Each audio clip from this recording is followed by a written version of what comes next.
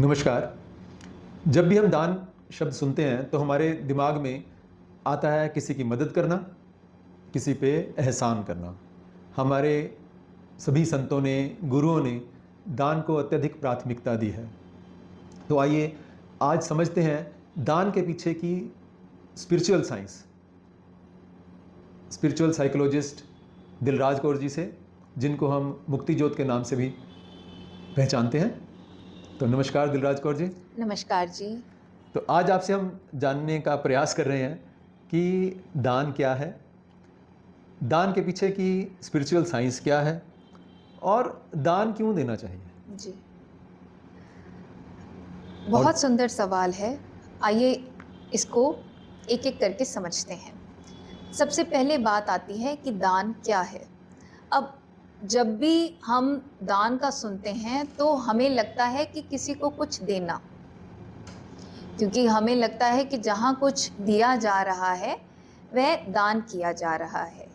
पर दान कोई फिजिकल वर्ल्ड का कॉन्सेप्ट नहीं है। दान मेंटल कॉन्सेप्ट है, इमोशनल कॉन्सेप्ट है और स्पिरिचुअल कॉन्सेप्ट है। दान का अर्थ है कि क्या मैंने जो भी इकट्ठा कर लिया है, क्या मैं उसको दूसरों के साथ शेयर कर सकता हूँ, दूसरों को दे सकता हूँ, दूसरों के साथ बांट सकता हूँ। क्या मैंने आज दिन तक जो अर्जित कर लिया है, क्या मैं उसको दूसरों की भलाई के लिए लगा सकता हूँ? देखिए, हमारे मन का जो सबसे बड़ा रोग है वह है लालच, लोभ। मन की आदत है इकट्ठा करना, इधर से उधर से, इधर से उधर से, यहाँ से वहाँ से। मन लगातार कुछ ना कुछ इकट्ठा करता रहता है और फिर उस इकट्ठा किए हुए पर अहंकार भी जगाता है कि देखो मैंने ये इकट्ठा कर लिया, मेरे पास इतना बड़ा घर है, घर में इतने सारा फर्नीचर है, कपड़े हैं, जूते हैं, गहने हैं, किचन है, किचन में इतने सारे बर्तन हैं, डब्बे हैं। और दूसरों को दिखा के उनको नीचा दिखाना चाहता है और अपने आप को ऊंचा उठाना चाहता है। अहंकार ऐसा करता है। इसको एक उदाहरण से और समझते हैं। जैसे अब जब हम बात कर रहे हैं कि मन की जो सबसे बुरी आदत है वह है लालच की आदत, लोभ की आदत, इकट्ठा करने की आदत। मन अपने में इकट्ठा करता जाता है, बिल्कुल वैसे ही जैसे कोई कमरा हो और उसमें हम सामान भरते जा रहे हैं, भरते जा रहे हैं, भरते जा रहे हैं, भरते जा रहे हैं। और हम चाहते हैं कि इस कमरे में से बदबू ना आए, इस कमरे में जो है फ्लो ऑफ एनर्जी बना रहे। तो उसके लिए क्या करना पड़ेगा? सामान बाहर निकालना पड़ेगा, है ना? तो संतों ने, गुरुओं ने, बुद्धों ने, जिन्होंने मन पर इतना सारा रिसर्च किया, शोध किया, तो तभी वे ये दान का कॉन्सेप्ट लेके आए कि ये जो तुमने अपना मन रूपी कमरा भर रखा है, जिसमें से इतनी बास मार रही है क्योंकि इसमें जो है फ्लो ऑफ एनर्जी हो ही नहीं पा रहा, तो क्या तुम इसमें से कुछ भी छोड़ने को तैयार हो? क्या तुम इसमें से कुछ छोड़ सकते हो? तो छोड़ो। इसलिए उन्होंने कॉन्सेप्ट दिया कि चलो तुम अभी सारा तो नहीं छोड़ सकते, लालच है, लोभ है, पर क्या तुम जितना भी तुमने भर लिया, क्या तुम उसका 10th पार्ट, 10वां हिस्सा छोड़ सकते हो, निकाल सकते हो, दूसरों के साथ बांट सकते हो, दूसरों की भलाई के लिए लगा सकते हो? तो लगाओ। तो जिनको संतों की, गुरुओं की, बुद्धों की यह बात समझ में आई कि हमने इतना भर रखा है और हम इसको निकालने का प्रोसेस शुरू करें, तो उन्होंने निकाला, उन्होंने 10वां हिस्सा निकाला और निकाला तो फ्लो ऑफ एनर्जी शुरू हुआ। अब जब फ्लो ऑफ एनर्जी शुरू होता है तो स्पेस बनी कुछ मन में, क्योंकि जो बिल्कुल भरा पड़ा है लालच से, लोभ से मन, उसमें खाली बास होती है। बास से मतलब है एंजाइटी, वरी और लालच और लालच। पर जैसे ही तुमने थोड़ा निकाला, स्पेस बनी, तो वहां पे आती है ताजगी, वहां पे आती है शुद्धता। तो दान के जो पीछे की समझ है वह यही है कि भाई निकालो, बांटो, ताकि मन खाली हो, मन शुद्ध हो, मन में जो है फ्लो ऑफ एनर्जी हो। आपका मतलब है कि दान से जिसको हम देते हैं उसका कम फायदा होता है और अपना ज़्यादा फायदा होता है। अरे दान है ही हमारे फायदे के लिए, किसी दूसरे का भला हो जाए यह तो बहुत बड़ी कृपा है, यह तो उसका सेकेंडरी लाभ है। पर दान तो दान करने वाले के लिए ही है, ताकि वह अपने भरे हुए मन में से कुछ निकाले, ताकि मन में फ्लो ऑफ एनर्जी हो, मन शुद्ध होने के लिए तैयार हो, मन खाली होने के लिए तैयार हो। समझ रहे हैं? तो दान इसीलिए दिया जाता है, इसीलिए कॉन्सेप्ट है तो आपसे इंडियन सब कॉन्टिनेंट में दशांश का, दसवंत का कॉन्सेप्ट है, टीथ का कॉन्सेप्ट है, ज़कात का कॉन्सेप्ट है। ये कॉन्सेप्ट यही है, ये मन के शुद्धिकरण के लिए ही है। दान एक टूल है मन को शुद्ध करने का। हाँ तो जी। आपका अभिप्राय ये है कि हम ये दान किसी को भी दे सकते हैं? नहीं, जब हमने खाली ही करना है तो ABC किसी को भी पकड़ा दें हम, ये तो पैसे हैं। नहीं, ऐसा नहीं है। अब देखिए कि क्या होता है कि जब दिवाली और होली आती है, हम अपने घरों की सफाई करते हैं दिवाली के समय, तो हमें जो चीज़ें नहीं चाहिए होती हम वो निकाल लेते हैं। जो कपड़े नहीं चाहिए, जो जूते नहीं चाहिए, जो बर्तन नहीं चाहिए, है ना, जो भी घर में और चीज़ें हैं जैसे पर्दे, चादरें एक्सेट्रा, तो वो तो हम ऑलरेडी निकालने के लिए तैयार हैं, क्योंकि अब हमें लगता है कि हमारा इससे मन भर गया, ये मुझे नहीं चाहिए। अब अगर वो कोई किसी को दे देता है, ये दान नहीं है, यह सेवा नहीं है, यह तो तुमने पिंड छुड़ाया उस सामान से। दान तो तब है कि जिस वस्तु के प्रति तुम्हारी बहुत ज्यादा आसक्ति है, तुम्हें बहुत अच्छी लगती है, तुम्हारा बहुत बढ़िया सूट, तुम्हारे बहुत बढ़िया जूते, तुम्हारे बहुत बढ़िया पर्दे, तुम्हारी बहुत बढ़िया चादर, तुम्हारे बहुत बढ़िया बर्तन, और जो नए हैं। और सबसे ज्यादा आसक्ति किसके साथ होती है? धन की, धन के साथ, क्योंकि धन का ये लगता है कि मैंने कमाया, मैंने मर मर के कमाया, तो धन के साथ बड़ी आसक्ति होती है। क्या मैं इन सब चीजों के साथ, जिनके साथ मैं बहुत आसक्त हूं और जिनको अर्जित करने का मुझे बड़ा अहंकार है, जो मेरे अहंकार को फुला रहे हैं, क्या मैं ये दूसरों की भलाई के लिए लगा सकता हूं? क्या मैं ये दूसरों के साथ शेयर कर सकता हूं? और दूसरों में भी यह नहीं कि अपने रिश्तेदारों में बांट दिया, क्योंकि लोग सोचते हैं कि रिश्तेदारों में बांट दो, आज हम देंगे कल को अगला दे देगा। ये दान नहीं है, ये सेवा नहीं है, ये तो बिल्कुल बिजनेस है। और रिश्तेदारियों में ये बिजनेस चल रहा है, लंबे समय से चल रहा है और दिनों दिन बढ़ता जा रहा है, इसमें दिखावा बढ़ता जा रहा है, तो ये दान नहीं है। तो आपके हिसाब से फिर दान क्या है, किसको देना चाहिए दान?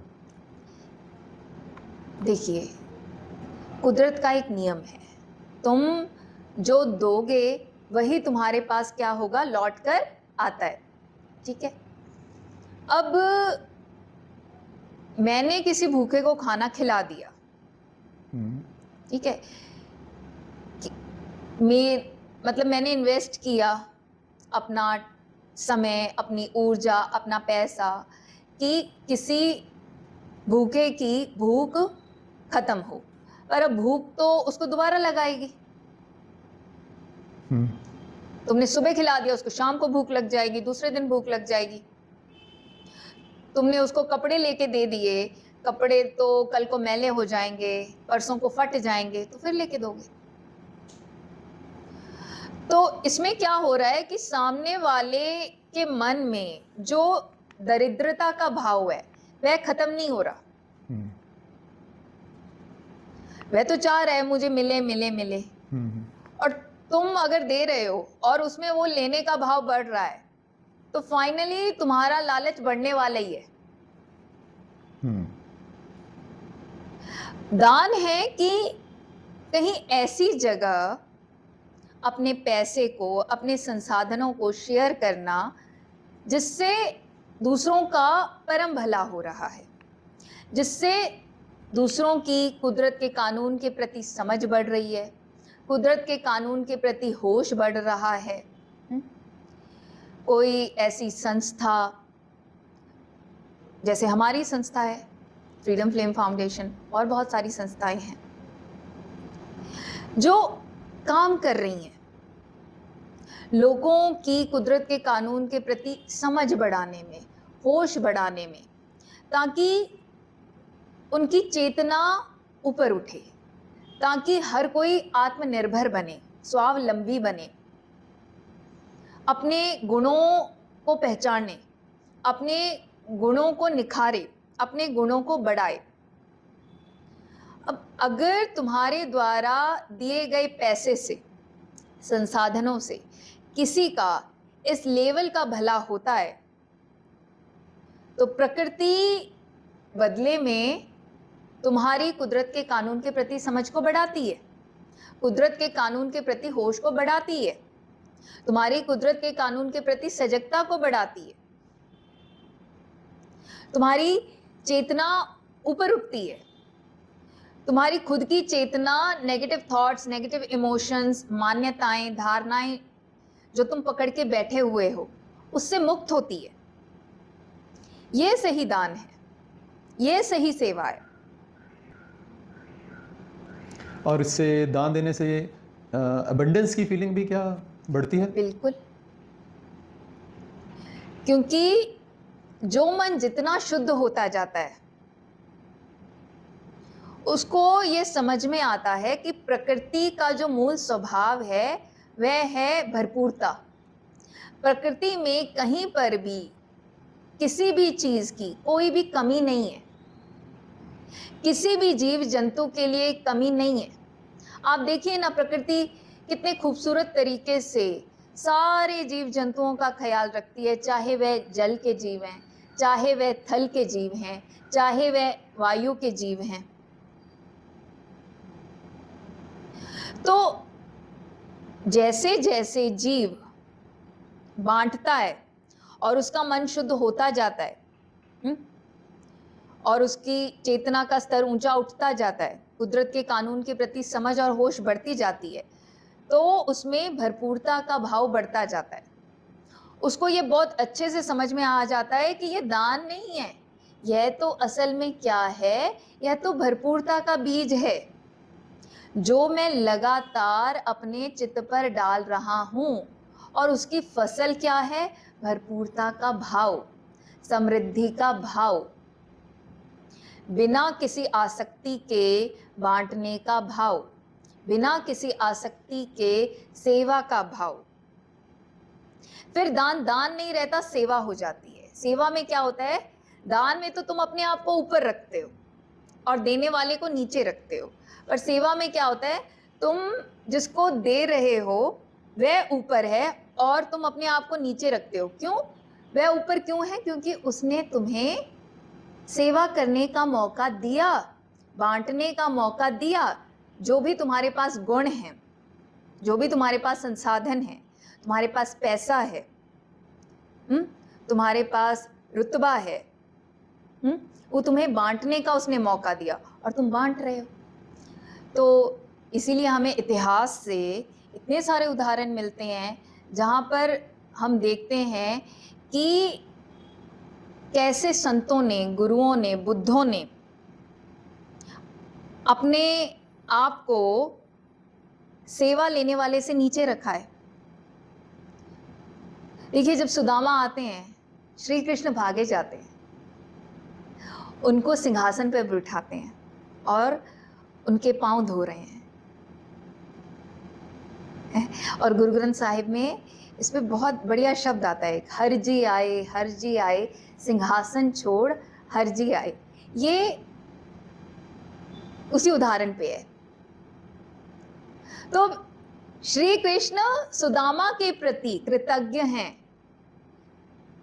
कि उन्होंने उनको सेवा का मौका दिया। और महाभारत में एक उदाहरण और आती है कि एक बार ऐसे ही जो है कौरवों ने भोज किया, पांडवों ने भोज किया, बुला रहे हैं वो श्री कृष्ण को कि आप आ जाओ, बहुत सारे पकवान बने हैं। ये उनके भोज में नहीं जाते, ये कहाँ जाते हैं? विदुर की कुटिया में जाते हैं। और वहां पे सिंपल जो भात बने हुए हैं, जैसे भी बने हैं, वह ग्रहण करते हैं और बहुत खुश होते हैं। क्यों? क्योंकि उन सिंपल से चावलों में सेवा का भाव है। और इसी तरह से रामायण में इंसिडेंट आता है कि शबरी के पास और कुछ नहीं है देने को, वो बेर ही देती है। और उसको ये है कि राम को कहीं कोई कड़वा बेर मेरे द्वारा ना दे दिया जाए, तो वो पहले खुद उसको खाकर देखती है, चेक करती है कि कड़वा तो नहीं है, फिर दे रही है। और वह उसके जूठे बेर खाई जा रहे हैं। क्यों? सामने वाले की इंटेंशन, नियत, मन शुद्ध है, सेवा का भाव है। वह जो सेवा ले रहा है उसको ऊपर रख रहा है और अपने आप को नीचे रख रहा है। क्यों रख पा रहा है अपने आप को नीचे? क्योंकि अहंकार है ही नहीं। अहंकार को ही आदत होती है कि मैं ऊपर रहूं, मैं आगे रहूं, मेरा हाथ ऊपर रहे।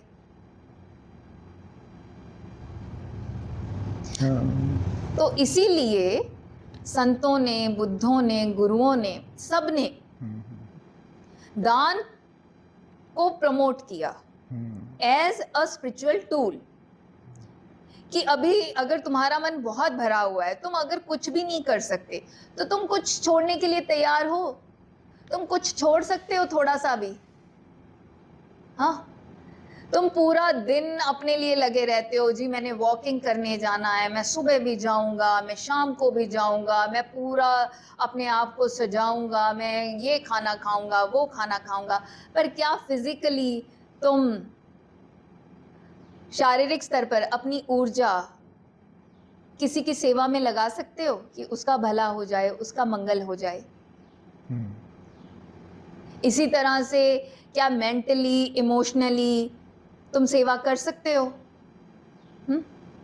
तुम ऐसे विचार दूसरों के साथ बांट सकते हो, प्रकृति के साथ बांट सकते हो, जिनमें सबके मंगल का भाव हो। क्योंकि पूरा दिन तो तुम तुलना करने में लगे रहते हो, चुगलियों में लगे रहते हो। आपका मतलब है विचारों का भी दान किया जा सकता है? हाँ, विचारों का भी दान किया जा सकता है, पर उसके लिए पहले मन समय का, विचारों का, सभी का दान दिया बिल्कुल जा सकता है। समय का दान किया जा सकता है, विचारों का दान किया जा सकता है, भावों का दान किया जा सकता है, अपनी शारीरिक ऊर्जा का दान किया जा सकता है, शरीर का दान किया जा सकता है। तो इसका मतलब यही है कि अगर किसी के पास पैसे का दान किया जा सकता है, विवेक का दान किया जा सकता है, ज्ञान का दान किया जा सकता है।